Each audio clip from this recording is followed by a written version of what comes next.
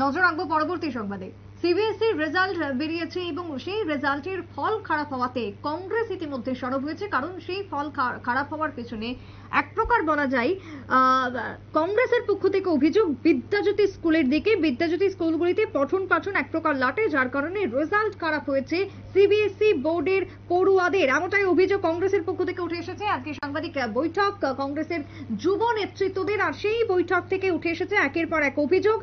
বৈঠকে উপস্থিত ছিলেন কংগ্রেসের মুখপাত্র পার্থ আচার্য, মহিলা কংগ্রেসের সাধারণ সম্পাদিকা শ্রেয়সী লস্কর, যুব কংগ্রেসের নেতৃত্ব আমির হোসেন থেকে শুরু করে অন্যান্যরা। তবে সিবিএসইর এই রেজাল্ট খারাপ হওয়ার পেছনে বিদ্যাজ্যোতি প্রকল্পের দিকেই অভিযোগের আঙুল।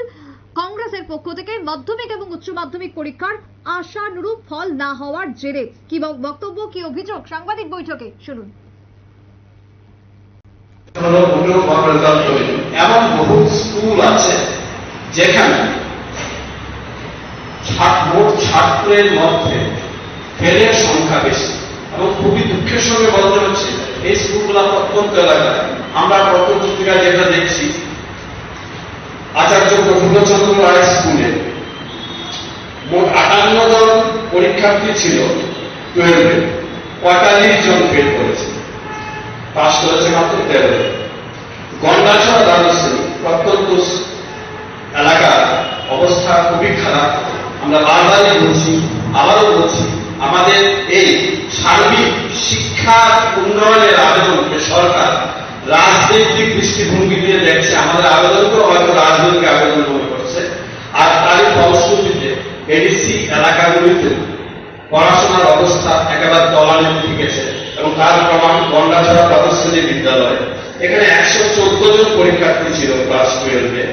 114 জনের মধ্যে বিদ্যাজ্যোতি স্কুল, যেখানে 114 মধ্যে 114 জনেরই লেটার মার্কস পেয়ে পাশ করার কথা ছিল, সেই জায়গায় 114 জনের মধ্যে 82 জন ফেল করেছে, পাশ করেছে মাত্র 32 জন। সে পাশের মধ্যেও কতজন ফার্স্ট ডিভিশন, সেকেন্ড ডিভিশন, সেটা আমরা দেখে নেব। আপনারা ডাউনলোড করলেই 125টি স্কুলের যে হতাশাজনক রেজাল্ট সেটা দেখতে পাবেন। আমরা এখানে শুধু কয়েকটা উদাহরণ দিচ্ছি।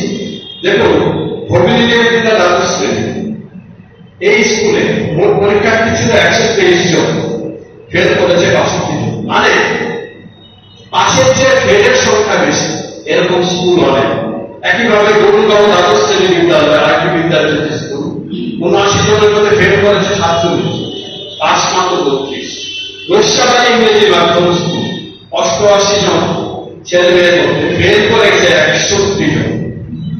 মনুগঞ্জ উচ্চ মাধ্যমিক বিদ্যালয়, 61 জন শিক্ষা পরীক্ষার্থীর মধ্যে ফেল করেছে 37 জন, পাশ করেছে মাত্র 24। পাশের চেয়ে ফেলের সংখ্যা বেশি। ঠিক একইভাবে বড়বাজার উচ্চ মাধ্যমিক স্কুলে 48 জন ক্যান্ডিডেট ছিল 12-এ, এর মধ্যে পাশ করেছে মাত্র 28 জন।